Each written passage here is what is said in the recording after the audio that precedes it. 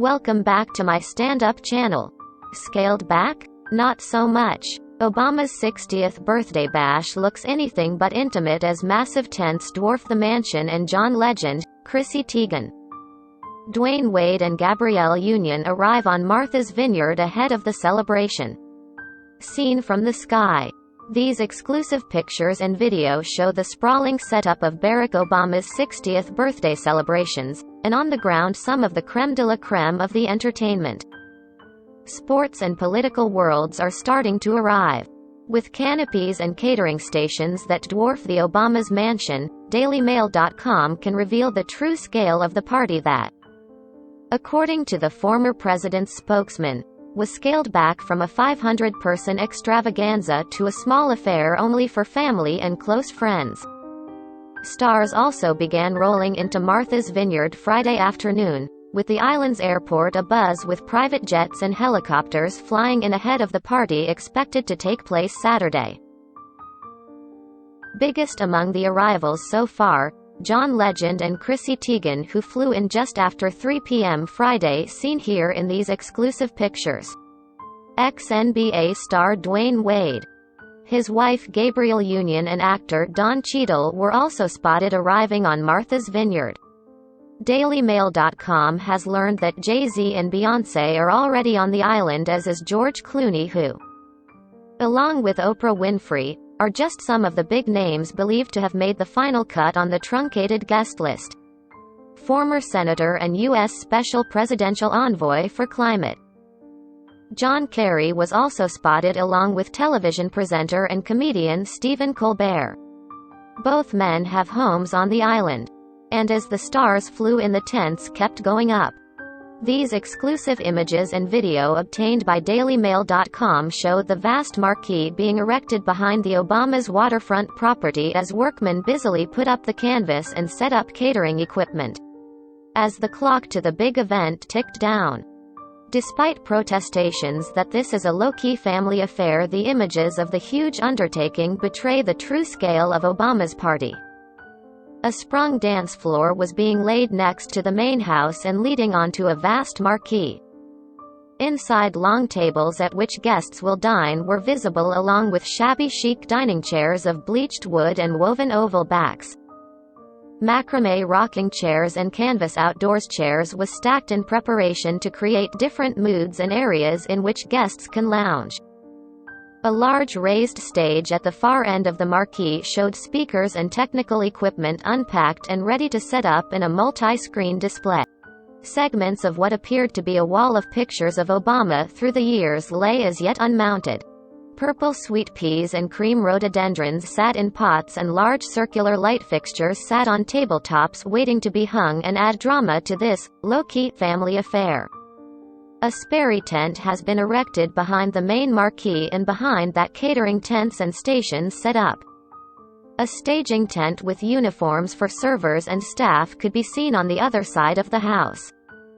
A team of 4 event planners from KG Events and Design were also visible on site, keeping a keen eye on what is clearly a vast undertaking. Workers quickly moved to close the canvas sides of the main tented area in a bid to conceal the setup within, with tables and chairs in place and decor well underway. From above, the vast main tent stands out over surrounding mansions on Martha's Vineyard as one of the most obvious and overwhelming structures. Musician Questlove of The Roots is among the guests expected to attend and perform, and has, according to Fox News, also provided a meat-free menu for guests. The menu is said to include spam musubi made with plant-based faux beef and faux pork, and eat just plant-based eggs. Cheesesteak egg rolls made with Impossible beef and cheese sauce from Perfect Day Inc. will also be offered. But for those wanting a real taste of what the Vineyard can offer, DailyMail.com has learned that there will also be stations with oyster shuckers to provide the best of the Cape's fresh shellfish. Preparations for the scaled-back birthday bash this weekend have been underway all week at the Obama's waterfront property, where the former president had planned to host 500 friends, donors, former administration members, relatives, and celebrities. But the birthday boy was forced to drastically cut the guest list, trimming it down to just family and close friends, thanks to a surge in the COVID-19 Delta variant that saw the planned party drop. Criticism from many quarters. One local businessman on Friday quipped that Obama has an expanded definition of what constitutes a close friend. His close friends apparently include his golfing buddies, politicians, celebrities. Those people are here on the island and I doubt he'll be turning them all away, the local said. He wants people to think this is going to be small and intimate. But I don't think we have the same definition of intimate. Seen for the first time since his birthday on Wednesday, Obama joked with DailyMail.com. Just make sure you get a good picture of me, as he enjoyed a round of golf yesterday afternoon. The president emerged from the family's $12 million estate shortly after noon Thursday. Making the most of a break in the weather after a rainy start to the day, he took to the greens of Farm Neck Club on the edges of the town of Oak Bluffs. Former White House photographer Pete Souza shadowed Obama as he played golf. The 60-year-old joined the club, which boasts that it is fully organic, with groundskeepers using no chemicals or pesticides, in 2016. The course also encourages caddies, not carts, and the president and his 3 companions towed the line and walked the course. Membership costs $12,000 a year on top of a $350,000 initiation fee and is currently at full capacity with 305 members.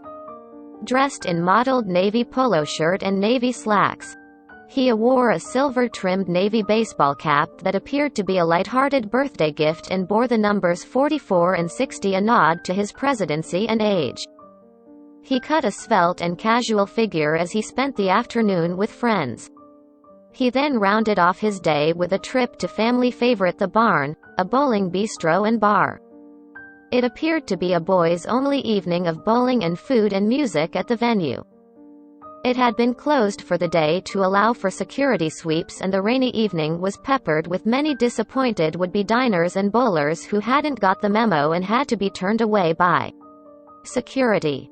Guests began to arrive for the low-key event shortly after 7 p.m., with a handful making their way into the Redwood building on the edge of Oak Bluffs. The former president arrived solo at 7:45. Bare-headed and masked, he wore a rain jacket, chinos and Stan Smith shoes. Michelle and the girls were not with him for what appeared to be more of a low-key boys' night after an afternoon of golf. The muted thwump of music and bowling balls could be heard long into the night, with Obama finally emerging shortly before 11 p.m. Secret Service looked on from the course perimeter, and former White House photographer Pete Souza was there on the course to memorialize the day as the man who clocked up more than 300 rounds as president indulged his passion for the game across 5 hours of play. DailyMail.com exclusively revealed on Tuesday that preparations were underway, with equipment for tents and catering arriving at the top of the private road that runs down to the family's estate, overlooking the Vineyard's Great Pond. The event is being planned and organized by KG Events and Design, a local company run by Massachusetts-born sisters Kristen and Megan Gosselin, DailyMail.com learned. It is a dream role for Kristen, who, when asked who she admired in an interview with local glossy, My Living magazine, a couple of years ago, Kristen replied, "I mean, I loved Michelle Obama. Everything about who she is remarkable. She's an amazing woman." News that the party was being scaled down has been met with a mixed response in the island's string of small towns, including Oak Bluffs, Edgartown and Tisbury, also known as Vineyard Havens, and Chilmark. One Chilmark resident told DailyMail.com, "I know a lot of people were counting on the income from all the people flooding in and they're disappointed. But to be honest, the place is still busy and there's also a lot of people who won't miss the traffic." They added, "We have a local fair coming up and I'm more worried about whether that's going to happen than Obama's party. People here are used to them and we're excited, but it's not top of my list of concerns." Hotels across all of the towns reported cancellations the morning after the former president who had initially appeared resolute in his determination to forge ahead with the party that a spokesperson insisted abided by all CDC recommendations, announced his change of heart. But rooms on the island on Saturday night remained as rare as hen's teeth in a season that has been historically busy, and DailyMail.com was told that part of the reason is that many of the most wealthy would-be attendees had opted to rent houses rather than stay in hotels. According to one, the island is always full of celebrities, and it still is, but you won't see them out and about. They come here to fly under the radar.